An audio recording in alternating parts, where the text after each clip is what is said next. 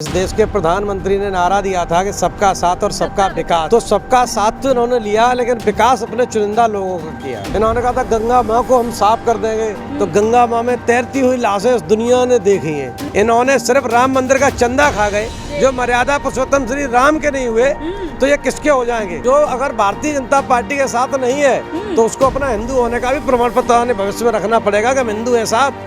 जरा हमें सब लोग बता दो कितनी सीटें आने वाली है। 300 पार अब की बार आ रही है। 300 पार, आप बताओ।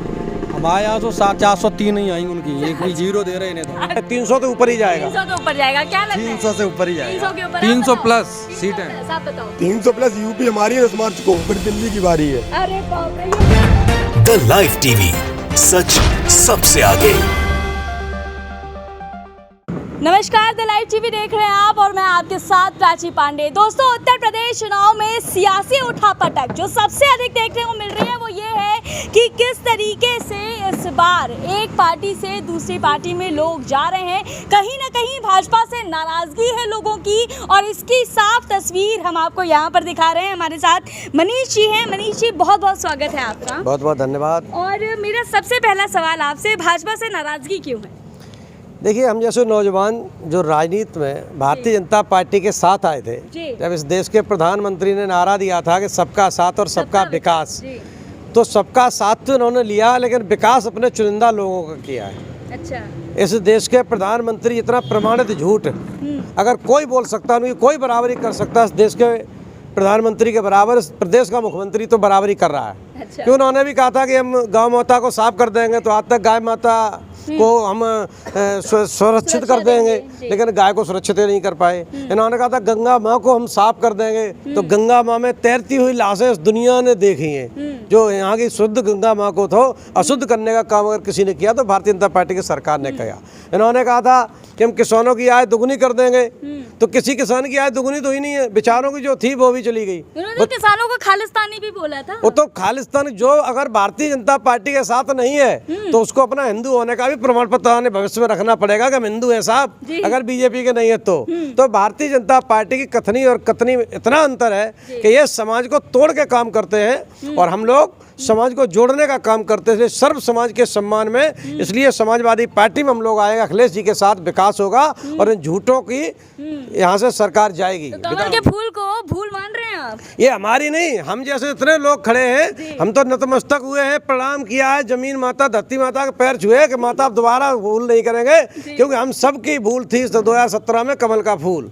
अच्छा, चलिए, और भी युवा है, युवाओं से ही बात करेंगे, लेकिन एक सवाल मेरा आपसे और है, क्योंकि लगातार इस बार ये जोर दिया जा रहा है कि राष्ट्रवाद के मुद्दे पर वोट करिए, वाद विवाद छोड़िए, परिवारवाद छोड़िए, राष्ट्रवाद पर वोट करिए। तो क्या लगता है, राष्ट्रवादी नहीं है क्या देश के युवा? देखिए, भारतीय जनता पार्टी विकास पे बात नहीं कर सकती क्योंकि उन्होंने विकास किया ही नहीं है। और राष्ट्रवाद की जो बात करते हैं, इनसे बड़े राष्ट्रवादी हम सब हैं। नौजवान सब राष्ट्र के लिए समर्पित है। भारत माता, हर भक्त, हिंदू मुस्लिम सिख ईसाई, इस देश में रहने वाले समस्त जातियों के, समस्त धर्मों के, सबका बराबर का अधिकार है। हमारा संविधान सबको अधिकार देता है। लेकिन भारतीय जनता पार्टी की ऐसी पार्टी है कि अगर इनकी पार्टी में आप हैं तब तो राष्ट्रभक्त हैं, और अगर नहीं है इनके साथ तो फिर आपको देशद्रोही होने का कहते किसानों तक हमको भी मिल गया। भैया, हम तो अपने मंदिर को भी प्रमाणित करते हैं कि भगवान का भी है, लेकिन हम कहते हैं भाजपा के भगवान नहीं है, पूरे देश के सर समाज के भगवान है।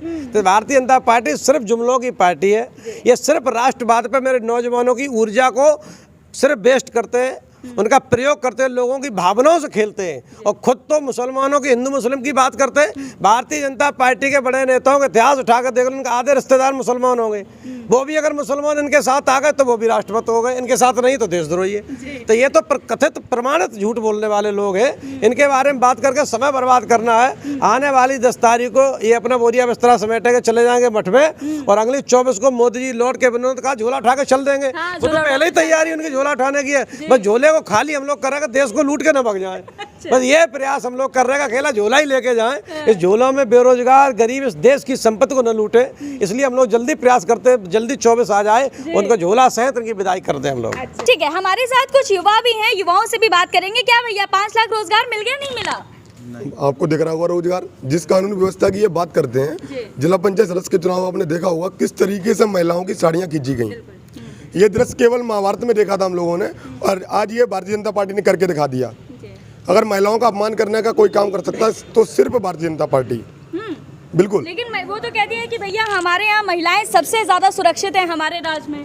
तो हाथरस का कांड आप देख लीजिए, उन्नाव का देख लीजिए, कहाँ महिलाएं सुरक्षित हैं। किसी लड़की का शव आप जबरदस्ती उसके परिजनों की गैर मौजूदगी में पेट्रोल डालकर पुलिस के दबाव में उसको आप जला दे रहे हैं, तो ये कहाँ का वो कानून राज है, कहाँ की सुरक्षा? इनकी सरकार की खुद की स्वाति सिंह मंत्री अपने पति से पीड़ित है बेचारी, उनसे पीड़ित होने के बाद खुद कह रही है उनका पति उन्हें परेशान करता है। इनके शासन, इनके मंत्री विधायक सुरक्षित नहीं तो आम लोगों का क्या शासन होगा? अच्छा, तो मंत्री विधायक सुरक्षित नहीं है। विधायकों और मंत्रियों की बात से मुझे याद आया कि अभी एक वीडियो भी वायरल हो रहा है यहाँ की बीजेपी की विधायिका का। उनका कहना है कि भैया आप लोग नमस्ते भी नहीं कर रहे हैं, राशन गल्ला सब खा गए, अब भी नमस्ते नहीं कर रहे हैं। जनता जूते लेके बैठी है, बस वही है कि ये असंवैधानिक हो जाएगा, थोड़ा अच्छा नहीं लगता, अशोभनीय है हम लोगों के लिए, वरना जनता जूता लेके बैठी है। आरोप लगता है आप गुंडाराज लेके आते हो। तो एनसीआर उसके रिकॉर्ड आंकड़े देखे होंगे ना आपने, एनसीआरबी के, कि कितने 1.5 से 2 गुने ज्यादा हो गए, सपा से ज्यादा क्रिमिनल मामले इसमें। लखीमपुर खीरी में भी इस बार हो रहा है चुनाव, क्या लग रहा है किसको सोच करके वोट देंगे सब? देखिए, जो लोगों ने किसानों को रौंदा है जी, और जिन्होंने जो किसानों को रौंदने के मंत्री का बेटा जेल गया, 4 महीने में उसकी जमानत हो गई है, और निर्दोष लोग अभी तक जेल में पड़े हैं। तो सबको ध्यान में रखते हुए लखीमपुर खीरी के लोग समझदार हैं, वोट देंगे। जो किसानों को रौंदने वाली सरकार है, सरकार कैसे विदा होगी? सरकार के खिलाफ एकजुट होकर सर्व समाज के लोग वोट करके आने वाली 10 तारीख को भाजपा का सुपड़ा साफ हो जाएगा। अरे भैया 10 मार्च को, चलो आप लोग बताओ एक बार में। 10 मार्च को बिल्कुल सुपड़ा साफ हो जाएगा। किसका होगा ये भी तो बता। भारतीय जनता पार्टी का, भाजपा का सुपड़ा साफ। समाजवादी आएगी, समाजवादी आएगी। क्या लग रहा है? समाजवादी आएगी। क्या लग रहा है आप भी बता दो। समाजवादी। आप बताओ। समाजवादी। समाजवादी। तो यानी इस बार 10 मार्च को जो है वो सत्ता परिवर्तन देखा जा सकता है। मेरा आखिरी सवाल आपसे ये है कि कैराना के मामले को इस बार सबसे ज्यादा अमित शाह ने उठाया, क्या लग रहा है कि ये वोटों का तुष्टीकरण कर रहे हैं? देखिए, इनके पास एक ही मुद्दा है, सिर्फ हिंदू मुस्लिम राइट करना, सिर्फ मुसलमानों को हिंदुओं से लड़ाना, हिंदुओं को मुसलमान से लड़ाना। भाजपा वाले कहते हैं एक भी दंगा ना हुआ हमारे यहाँ। उनके रिकॉर्ड उठा के देख लीजिए ना, दंगा नहीं हुआ है। सबसे ज्यादा बड़ा दंगाई तो यही है। इनकी सरकार ये हिंदू मुस्लिम को लड़ाने का काम करते हैं। अरे भारतवर्ष हिंदू मुस्लिम सिख ईसाई आपस में सब भाई भाई इस नारे से चलता है, आपस में लड़ा के नहीं चलता। ये हिंदू को मुस्लिम से लड़ाना चाहते हैं, मुस्लिम को हिंदू। अगर सरकार बनी है तो विकास पे डिबेट करे ना भारतीय जनता पार्टी। ये मुद्दा कैराना को उठा के उधर डाइवर्ट करना चाहते हैं, और सबसे ज्यादा वोटों से कैराना ही हारेंगे। ये भी आप नोट कर लीजिए, मुजफ्फरनगर और कैराना ही हारेगी भारतीय जनता पार्टी सबसे ज्यादा। क्योंकि उसके नाम को उन्होंने इतना बदनाम किया है, गंगा माँ का ने इतना बदनाम किया। गंगा माँ का आशीर्वाद है कि अब गंगा का बेटा नहीं रहा है, ये कुकर्मी बेटा हो गया है। इसने पूरे देश के साथ गलत किया है। तो आने वाली 10 तारीख को समाप्त। मैंने सुना इटावा में जब आए थे बड़ी भीड़ हो गई थी, इतने सारे लोग, जन सैलाब उमड़ गया। आपने साथ उन्हीं का कोई चैनल देख लिया होगा, जहां उनका मंच बना था, पूरा ग्राउंड का 75% हिस्सा छोड़ के पीछे आगे मंच रख दिया सड़क के किनारे, जो दिखाई दे बहुत ज्यादा भीड़ हो गई। उनके इतनी तो हम लोग सुबह अपनी लोग नुक्कड़ सभा में भीड़ कर लेते थे। मुख्यमंत्री योगी आदित्यनाथ की हुई है। अगर भीड़ देखनी है तो अखिलेश जी का रेला देख लीजिए ना आप। पूरे शहर की एक सड़क खाली नहीं थी, किसी किराए बुलाई भीड़ नहीं थी। इनका तो गाड़ियां सरकारी लग रहे हैं, सरकारी गाड़ियों को तेल बेचारे ऑपरेटर डाल रहे हैं, सरकारी प्रयोग कर रहे हैं। मध्य प्रदेश से बुलाए गए लोगों से भीड़ कर रहे थे। भीड़ तो आपको 10 तारीख को पता चल जाए कितनी भीड़ थी। क्या कहिएगा भीड़ वाली बात पर? बिल्कुल बुलाई हुई भीड़ थी, एडिटिंग करनी पड़ रही है। अगर इनकी खुद की भीड़ होती तो एडिटिंग नहीं करते। आपने वो फोटो देखा होगा जो योगी आदित्यनाथ के ट्विटर से हैंडल से खुद डाला गया है, फोटोशॉप किया हुआ है। फोटोशॉप है वो सब कुछ। पैसे दे के भीड़ बुलाई गई है और फोटोशॉप करके इन्होंने अपनी भीड़ एडिट की है अपनी फोटो। क्या कह रहे भैया? जनता दूसरी साइड देख रही है, नेताजी दूसरी साइड देख रहे हैं, साफ समझ में आ रहा है कि फोटो एडिट। तो इटावा विधायिका ये नहीं कहती कि लोग नमस्कार भी नहीं स्वीकार कर रहे हैं हमारा। ये 5 बीघा खेत बेच के आई थी देने, ये कह रही राशन खा गए, नमक खा गए, गल्ला खा गए। इनके बाप दादों का गल्ला खा गए क्या? ये भारत की सरकार का, उत्तर प्रदेश की जनता का पैसा है, उसका गल्ला है, किसी के बाप का पैसा नहीं है ये। मैंने क्या बोला? थोड़ा शोभनीय लगेगा, जनता जूता लेके बैठी है, नमस्ते क्या करना। और खदेड़ा होगा, वो हो रहा है खदेड़ा हो रहा है। याद दिला दिया मुझे, खदेड़ा होगा। अभी ये देखा जा रहा है कि भैया ये जब भी चुनाव आता है तुरंत पाकिस्तान का नाम आ जाता है। अमित शाह ने भी कहा कि भैया हमारी सरकार में गोले बन रहे हैं पाकिस्तान के लिए, ठीक है। लेकिन जब जब ये पाकिस्तान का नाम लेते, चाहे बिहार चुनाव की बात करिए, दिल्ली की बात करिए, बंगाल की बात कर लीजिए, हर जगह से जो है वो चुनाव हार जाते हैं। तो क्या लग रहा है पाकिस्तान का नाम कुछ काम आएगा? देखिए, पाकिस्तान और ये दोनों एक ही है, थाली के चट्टे बट्टे। अच्छा। अगर पाकिस्तान से विरोध था तो मुख्यमंत्री ये सवाल लेके क्या, उनकी माताजी बैठी थी पाकिस्तान में, नवाज शरीफ के यहाँ जाके नाश्ता करते हो और हमारे हिंदू मुस्लिम के यहाँ लड़ाते हो आप। वोट लेने के लिए आपके पास अल्पसंख्यक मोर्चा भी है, मुसलमानों को भी बरगलाते हो। अब इनका चालू हो गया ना चुनाव, अब देखना कहीं आतंकवादी पकड़े जाएंगे। नहीं हमले नहीं, आतंकवादी पकड़े जाएंगे कहीं, नहीं कहीं वो बम बनाने का सामान मिलेगा, 4 स्टोव रख देंगे, 4 सिलेंडर रख देंगे, 4 फूटी गाड़ियां रख देंगे कि देखो आतंकवादी 20 पकड़े गए। लेकिन शायद इनको पता नहीं है इस देश का नौजवान युवा जाग चुका है, अब इनकी किसी इन बातों में आने वाला नहीं है। इन्होंने सिर्फ राम मंदिर का चंदा खा गए, जो मर्यादा पुरुषोत्तम श्री राम के नहीं हुए तो ये किसके हो जाएंगे? हम तो राम, जो राम को ले आए हम उनको लेके आएंगे। अच्छा एक बात बताइए आप, क्या जब ये भाजपा नहीं बनी उससे पहले राम थे? नहीं, उससे पहले राम का जन्म नहीं हुआ था। राम का अस्तित्व से हिंदुस्तान में इस भारतीय संस्कृति जब से उत्पन्न हुई है तब से राम का अस्तित्व है। क्या राम को ये लाने वाले राम से भी बड़े हो गए क्या? ये इनको पता नहीं मर्यादा पुरुषोत्तम श्री राम ने इस दुनिया को संरचना की है, इस दुनिया के पालनहार हमारे भगवान है वो, और भगवान ने मानव को बनाया है। ये भाजपा वाले उससे भी बड़े हो गए, इन्हें राम को ही लाए। जी बिल्कुल। तो इनकी बातें कथनी करने में कितना अंतर है। मर्यादा पुरुषोत्तम राम और कृष्ण को मानने वाले हम लोग हैं, तो ये राम को लाने की झूठी बात करते हैं। और मैं एक बात आपके चैनल के माध्यम से बता देना चाहता हूँ, इन्होंने राम के बाद कृष्ण के मंदिर का भी आंदोलन उठाने का भरपूर प्रयास किया, लेकिन मथुरा भगवान श्री कृष्ण ने धर्म की लड़ाई लड़ी है, यदुवंशी कृष्ण ने सर्व समाज को लेकर लड़ाई लड़ी है। उसी कृष्ण की गीता के उपदेश को लेते हुए हम लोग जनता के बीच में गए हैं, और राम और कृष्ण के झूठे जो पूजा पुजारी बनते हैं, रक्षक बनते हैं, इनका पर्दाफाश होगा। और राम और कृष्ण का आशीर्वाद इस समय अखिलेश यादव जी के साथ है। आने वाले 10 तारीख को झूठे राम भक्तों को हटाने का काम करेंगे। इसलिए बहुत बहुत धन्यवाद आपको। एक बार जरा हमें सब लोग बता दो कितनी सीटें आने वाली हैं, कितनी सीटें आने वाली हैं, एक एक करके बता दो आप लोग। कितनी सीटें ले आ रही है? 300 पार अब की बार आ रही है। 300 पार, आप बताओ। हमारे यहाँ तो 403 ही आएंगी उनकी, एक भी 0 दे रहे इन्हें तो। अच्छा आप बताओ सर। आप जो जनाक्रोश है उत्तर प्रदेश में पूर्ण बहुमत के बाद ये विजय रथ कहाँ रुकेगा, ये तो हमको भी नहीं पता। बता पूरी साफ हो जाए, पूरी साफ हो जाएगी। हाँ, ये जमानत तो जब्त करा, जमानत जब्त तो यहाँ सबकी होगी। इनकी भारतीय जनता पार्टी के 10 जिलों में प्रत्याशी अपनी जमानत नहीं बचा पाएंगे। अच्छा। और पूर्ण बहुमत सरकार के बाद ये विजय रथ अभियान कहाँ रुकेगा ये कोई नहीं जानता है। 300 तो ऊपर ही जाएगा। 300 तो ऊपर जाएगा, क्या लगता है? 300 से ऊपर ही जाएगा। 300 के ऊपर 300 प्लस सीटें। आप बताओ। 300 प्लस यूपी हमारी है 10 मार्च को, फिर दिल्ली की बारी है। अरे बाप रे, ये देखिए वैसे ये बात इनकी सही है कि ये कहा जाता है कि उत्तर प्रदेश जो है वो गढ़ है, और उत्तर प्रदेश से ही जो है वो दिल्ली का रास्ता जाता है। यानी जो उत्तर प्रदेश पर काबिज हो जाए उसे दिल्ली पहुंचने में देर नहीं लगती है। क्या लग रहा है कितनी सीटें? 350 प्लस। 350 बिल्कुल 350 से ऊपर ही जाएगा। ऊपर ही है, ऊपर ही है बहुत। आप बताओ। 350 सवाल है। क्या नाम है सर आपका? सचिन यादव। सचिन जी, क्या लग रहा है किसकी सरकार बनने वाली है? साइकिल आने वाली है, बिल्कुल क्लियर है। साइकिल आने वाली है। बिल्कुल। कमल नहीं खिला रहे आप? बिल्कुल, कमल तो मुरझा चुका है। मुरझा चुका है? अरे भैया, यहाँ पर तो करहल में कल जो है वो अमित शाह ने कहा कि कमल खिलाइए। झूठ बोल रहे हैं, बिल्कुल सच्चा सबको दिख रहा है। सब लोग देखिए, रैलियां हो रही हैं, बिल्कुल भीड़ नहीं इकट्ठी हो रही है। भीड़ नहीं इकट्ठी? अरे आपने तो योगी जी की वो तस्वीर ना देखी कैसे इटावा में आई थी? फेक है, बनाई हुई है, आप देख रही होंगी, फेक है वो। फेक है? बिल्कुल। अच्छा, क्या लगता है भैया, इटावा में जब आए थे योगी जी भीड़ थी कि नहीं थी? नहीं थी, भीड़ नहीं थी इटावा में। आप गए थे कि देखे? बिल्कुल गए थे। गए थे? बिल्कुल क्यों गए थे योगी जी? देखने गए थे ना, भीड़ क्या मतलब, क्या बुला रहे हैं, कैसे कर रहे हैं। कल नहीं, भीड़ नहीं थी वहाँ पे। भीड़ नहीं थी। अच्छा चलिए ठीक है। ये बताइए सरकार किसकी बनवा रहे हैं आप? समाजवादी। समाजवादी? क्यों समाजवादी? उनकी जरूरत है ना, युवाओं को उनकी जरूरत है समाजवादी की। 5 लाख रोजगार दे दिया, अभी भी युवाओं को समाजवादी। किसको रोजगार मिला है? बहुत सारे युवा हैं, कोई किसी को तो मिला होगा। भैया बताओ कहाँ रोजगार? किसको रोजगार मिला है? आप तो चलो अंडर एज हो, आप हट जाओ। ये बताओ। किसी को रोजगार नहीं मिला है। फालतू का ढोंग रचा रहे हैं और कुछ नहीं है। 5 लाख रोजगार के बड़े बड़े पोस्टर देखे हैं मैंने। कुछ नहीं है, सब फर्जी है। सब आप देख रही हो, आपने खुद लिया होगा, हर जगह आपको पता लग गया होगा। अरे इधर आ जाओ पे आ जाओ। ये देखिए एक नए कैंडिडेट है। क्या नाम है आपका? मेरा नाम है अतुल पाल सिंह। पाल जी, ये बताइए रोजगार मिला कि नहीं मिला? मैम देखिए, उन्होंने वादे तो खूब सारे करे थे, है ना। मैंने BTC 2019 में कर ली थी। अच्छा। हाँ, तो उसके बाद कोई भी वैकेंसीज नहीं आई, और जितने भी एग्जाम्स होते हैं ना, सारे एग्जाम्स आउट होते हैं। जूनियर का पेपर हुआ था अभी अक्टूबर में रिसेंटली, वो भी आउट हो गया।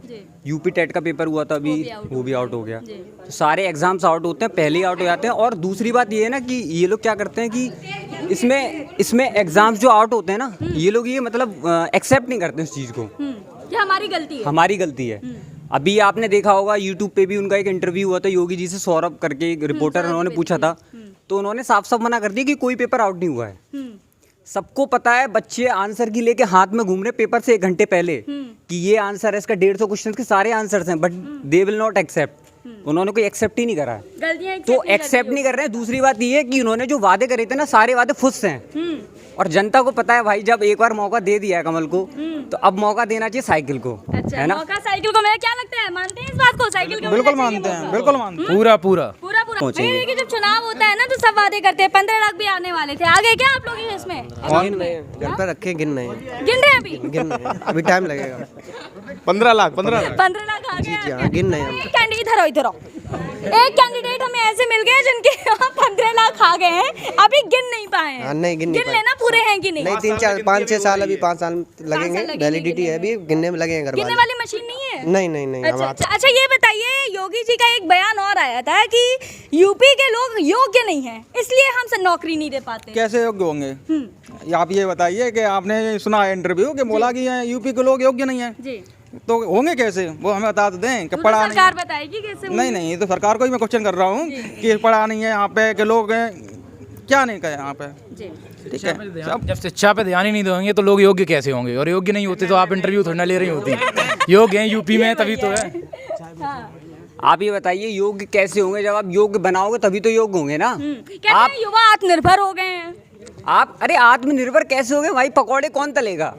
लाख रुपए आपने 5 लाख रुपए 10 लाख रुपए खर्च करवा दिए पढ़ाई पे, फिर आप कह रहे हो कि पकौड़े तलो, कैसे कोई तलेगा भाई? चाय बेचने वाले प्रधानमंत्री बनेंगे तो योग्य कैसे होंगे? तो पकौड़े तलने वाले भी तो कुछ और बन सकते हैं ना, प्रधानमंत्री क्या? कैसे बन सकते हैं जब पढ़ाई लिखाई पे ध्यान ही नहीं, एजुकेशन पे ध्यान ही नहीं है बिल्कुल उन लोगों का। उन लोगों को योग्य तो इनके नेता भी नहीं है, बयान देने से पहले 6 बार नहीं सोचते। अभी इनकी माननीय सरिता भदौरिया जी हैं, उनके बयान में इन्होंने बोला कि गल्ला खा गए, ये खा गए, वो गए। आम आदमी का अधिकार है ये गल्ला, ये इनके घर से नहीं जा रहा है, गरीबों का अधिकार है ये इन्हें हंस के नहीं, रो के नहीं देना पड़ेगा। सही बात है। चलिए, ये सवाल आपका जो है वो बेहद ज़रूरी इसलिए भी था हमारा रोजगार को लेकर के, क्योंकि सरकार का ये दावा रहा है कि हमने 5 लाख रोजगार दे दिए हैं। अब युवा ये कह रहे हैं कि भैया हमको रोजगार नहीं मिला, तो फिर रोजगार मिला किसे? ये सवाल है। आपका हाथ कैसे टूट गया? अरे वो एक्सीडेंट हो गया था। अच्छा, क्या नाम है आपका? आदर्श यादव। आदर्श जी, क्या लगता है किसकी सरकार बनेगी? सपा की सरकार बनेगी इस बार। सपा की। तो कैसे आप लोग बनाएंगे? आपका तो हाथ ही टूट गया है। अरे तो वोट डालने में हमको थोड़ी ना प्रॉब्लम है। चलिए ठीक है, ये बताइए क्यों सरकार बननी चाहिए? सरकार इसलिए क्योंकि जब अभी इलेक्शन आए हैं तब इनको लैपटॉप और टैबलेट इन सब की याद आई है। इससे पहले ये कहाँ गए थे? 5 साल का टाइम इन लोगों को मिला है। ये 5 साल में ये पहले भी तो कर सकते थे। 5 साल में तो आत्मनिर्भर बना रहे थे आपको। हाँ, तो आत्मनिर्भर बना रहे थे तो जॉब भी लगा देते तो और निर्भर हो जाते, है ना। अब एम्प्लॉयमेंट है नहीं लोगों के पास, तो फिर आगे चल के कैसे? चलिए, पहले युवा है बच्ची, इससे बात करेंगे। बेटा, क्या नाम है आपका? नेहा। नेहा, क्या लग रहा है आपको, किसकी सरकार बननी चाहिए? सपा। सपा बननी चाहिए। क्यों सपा बननी चाहिए? क्योंकि बेरोजगार घूम रहे हैं। 2018 में बीटीसी कर ली थी। आपने भी कर ली थी? हाँ। ये यहाँ बीटीसी वाले बहुत है, मैंने देखा। ये भी निकल गए, एक उन्होंने ही बता दिया। आप भी बीटीसी की? हाँ, बीटीसी करके अब घूम रहे हैं, बेरोजगार घूम रहे हैं। कोई भर्ती नहीं दी ना, सुपर टेट सब पेपर आउट करा देते। एसआई का पेपर आउट करा दिया और उसका भी पेपर टेट का आउट करा दिया। उन्हें सब पहले से इनकी प्लानिंग रहती है आउट पेपर करवाने की, और इनका कुछ नहीं है इनकी सरकार में। अरे तो सरकार ने बोला है ना, इस बार हमारी सरकार बनाई है, महिलाओं को सशक्त कर देंगे। नहीं, वो बस सरकार बनाने के लिए होता है, और 5 साल तक अभी तक कुछ नहीं किया। अब कैसे कहने लगे? अच्छा, वादे करने लगे। इससे पहले कुछ नहीं किया, बस। हाँ, हो सकता है इस बार आए तो कर दे। नहीं, उम्मीद नहीं है। नहीं। हाँ। अच्छा, महंगाई से महिलाएं परेशान है, मैंने सुना है। हाँ। सिलेंडर दे दिया, 50-100 का करे कि 1000 का कर दिया। अब वो किससे भराएं पैसा? गाय खेत चल रही है, किससे भराएं? इससे बढ़िया है कि अपनी लकड़ियों से खाना बनाए, सो बढ़िया है। लकड़ियों पे खाना बनाते हैं आप? हाँ।